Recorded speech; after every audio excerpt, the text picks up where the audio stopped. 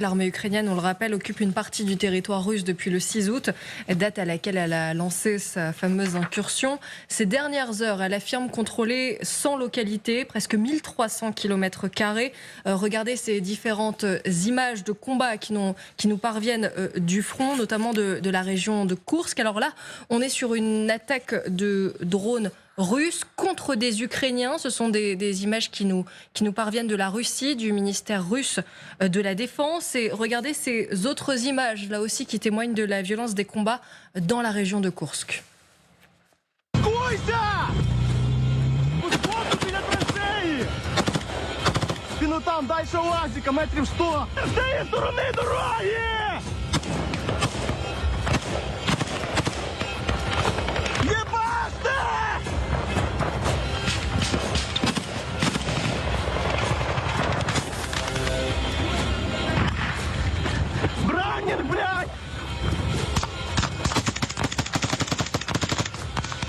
Et précisons qu'on a la traduction. Qu'est-ce qu'ils disent? Alors, il faut châtier le langage. Okay. Vous croyez? Ouais. On est dans la situation, dans le cru de la situation. Il a dit que voilà, c'est les bâtards des Russes qui sont devant nous. Donc allez-y les gars.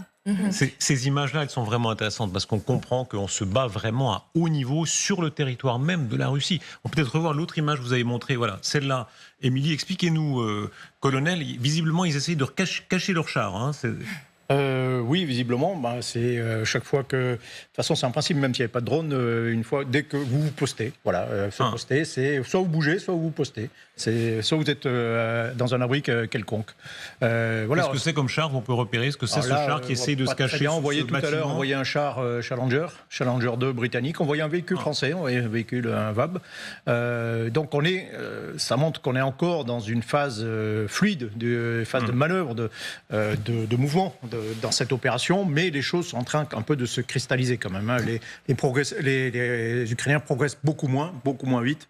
Moi, j'ai compté déjà une vingtaine de régiments et de brigades russes qui sont autour de la zone, qui sont en train d'établir une ligne de front. Donc, on est en train très clairement de passer à une nouvelle phase dans cette opération. Vous introduisez un point très intéressant. Vous dites, il y a des Challengers. Cette fois, c'est confirmé. C'est britannique. Donc, vous avez des chars lourds, des chars de bataille britanniques, vous avez des Marder allemands, vous avez des Strykers et des Bradley américains, vous avez des VAB français. Donc, ça y est. Tout ça est énorme. Ça veut dire que sur le territoire de la Russie, on se bat avec des armes occidentales. On entendra plus tard le Max combattant qui dit qu'il y a même des bombes planantes anglaises et françaises. Oui, c'est l'un des enseignements de cette incursion, de cette entrée militaire ukrainienne chez les Russes, c'est qu'il y a une sorte de blanc-seing qui est donné aux Ukrainiens pour utiliser les armes occidentales, y compris de l'autre côté de la frontière. Alors, d'abord, de façon concrète, de façon tactique, avec ces éléments du corps de bataille, mais aussi parce que les Russes, même s'ils aujourd'hui ils agitent une menace nucléaire à laquelle pas grand monde ne croit, les Russes réagissant peu, eh bien, les Ukrainiens disent aux Occidentaux, regardez, laissez-nous utiliser aussi nos armes de très longue portée pour pouvoir frapper en territoire russe, puisqu'il n'y a pas de danger d'escalade nucléaire avéré. C'est quand même un cap historique. Regardez cette image. Aurélien Hamel, notre chef d'édition, l'a fixé pour qu'on voit bien. C'est un char Challenger, c'est bien ça. Donc un char Challenger britannique, depuis le début de la guerre froide, si on vous avait dit que vos armes, Samantha, allaient servir sur le territoire russe, c'était inimaginable. Louis Sarkozy, vous qui avez dit il faut toujours que les Occidentaux soient plus fermes. Alors là, ils sont fermes, on ne peut pas dire le contraire. Oui, mais c'est tout à la fierté de notre continent, de notre civilisation, qu'on aide ce peuple à se défendre. On n'a pas besoin de gaspiller pour l'instant, de dépenser des vies. Tant mieux. Le matériel, pourquoi pas. Mais si vous voulez, vous avez parlé d'imaginer des chars Challenger britanniques sur le sol russe. On aurait pu l'imaginer justement, mais pas pour se battre contre des Russes, parce que je vous rappelle, surtout au moment quand la Russie et l'OTAN se sont vraiment rapprochés dans le combat contre le terrorisme, eh bien, il y avait tout un tas de discussions sur les façons de coopérer. Ce qui est impensable, c'est qu'on soit vraiment maintenant... On en est loin. Alors, qu'on y croit ou qu'on n'y croyait pas, il y a eu ces discussions. Et donc d'imaginer maintenant que c'est vraiment dans un cas d'un affrontement, oui, c'était absolument impensable. C'était impensable, je vous dirais, même il y a 2-3 mois. On va écouter le commandant en chef des forces armées ukrainiennes, le général Oleksandr Syrski, qui s'est exprimé sur les présences sur le terrain et qui est plutôt optimiste finalement sur la suite des combats dans cette région russe. Aujourd'hui, nous continuons d'avancer et de causer des pertes à l'armée russe, à la fois en termes de troupes et en termes d'équipement. À ce jour, nous avons pris le contrôle de plus de 1294 km², dont 100 localités au total. C'est vrai, colonel, que c'est assez inimaginable. On a le sentiment qu'il y a beaucoup de verrous qui ont sauté, non seulement concernant les alliés, qui autorisent l'Ukraine à aller frapper directement le territoire russe avec ses armes, et en plus Vladimir Poutine, qui ne semble pas beaucoup agir, alors que depuis des semaines, il y a cette armée ukrainienne sur son territoire. Oui, bien sûr, mais cette opération, au-delà de ses aspects militaires, elle a un effet de révélateur politique. Révélateur politique vis-à-vis de la Russie. Voilà, que va faire Vladimir Poutine? Comment va-t-il réagir? Il avait parlé d'apocalypse il y a quelques mois. Si on reprend toutes les déclarations précédentes, oui, ça aurait dû être normalement l'apocalypse, le feu nucléaire partout, ça aurait été, etc., etc. Au moins, au minimum, ça aurait pu être une déclaration de guerre véritable.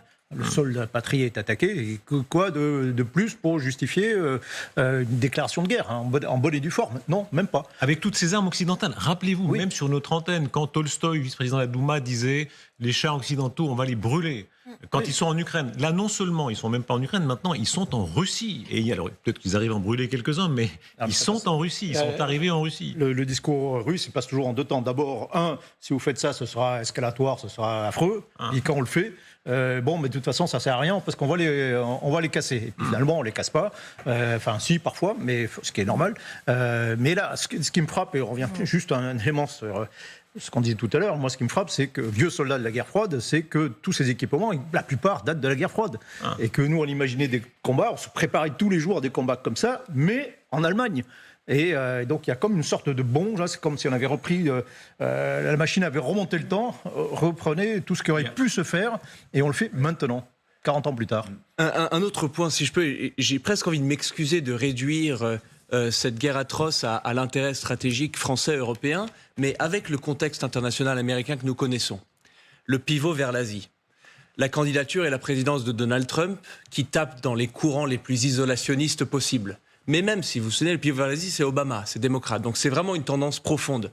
La guerre en Ukraine, et c'est là où je veux m'excuser, est presque une opportunité pour l'Europe.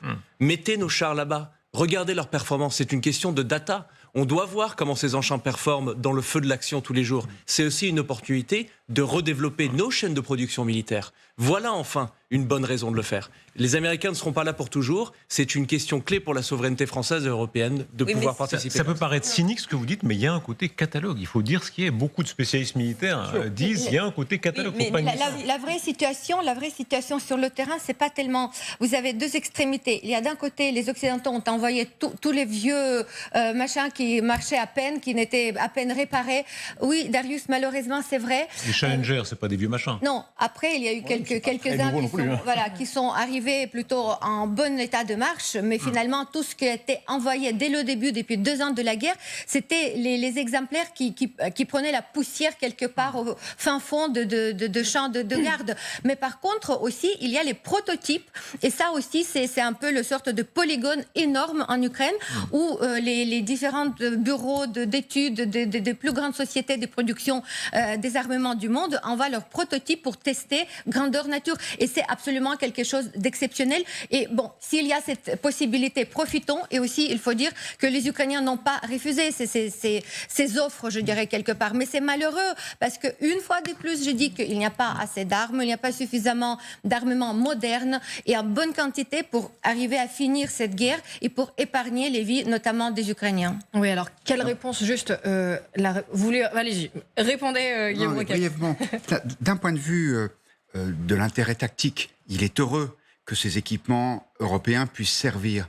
Je voudrais qu'on réfléchisse à la dimension géopolitique de ce que nous sommes en train de vivre, surtout s'il y a également des volontaires européens, américains, qui ont pénétré... Et il y en a, on va entendre le son tout à l'heure, volontaire français, Max dit oui, ça y est, ils y sont. Qui ont pénétré sur le territoire russe. Est-ce qu'on mesure bien les conséquences de tout cela?